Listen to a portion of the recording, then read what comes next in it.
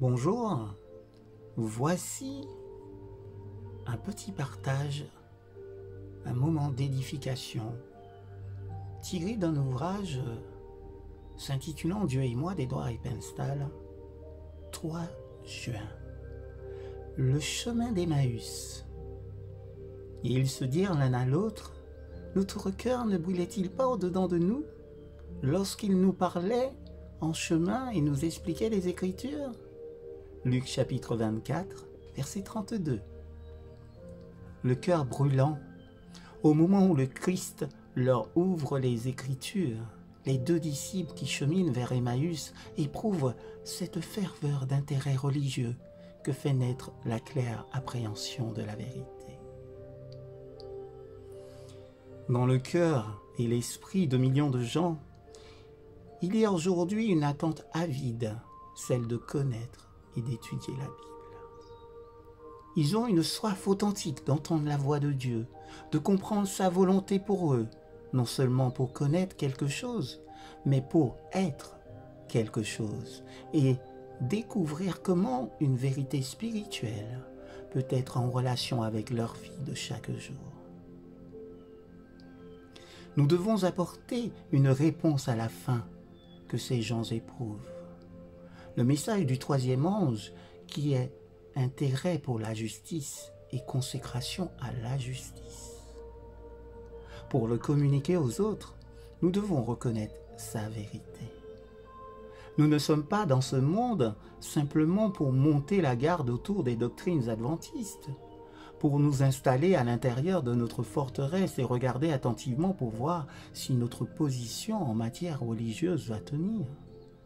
Ce que Dieu nous demande de faire, c'est d'allumer un feu dans le cœur des gens et d'attirer leur attention sur le Christ et sa parole.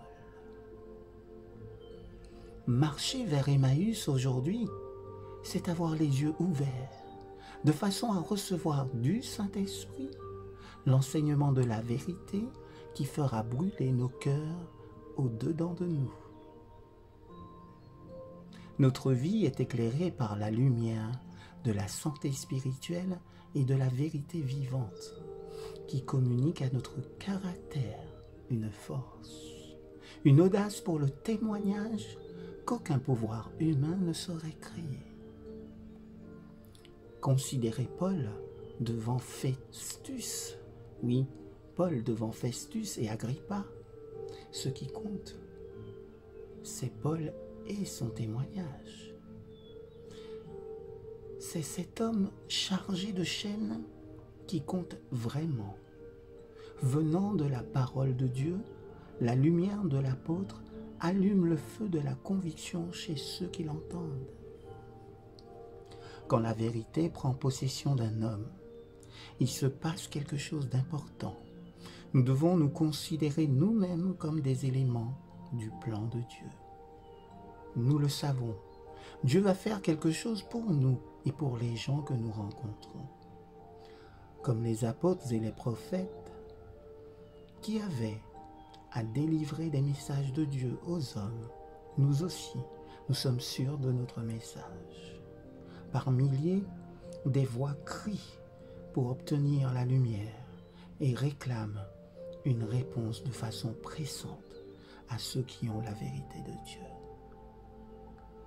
Que l'Éternel bénisse la lecture de sa parole.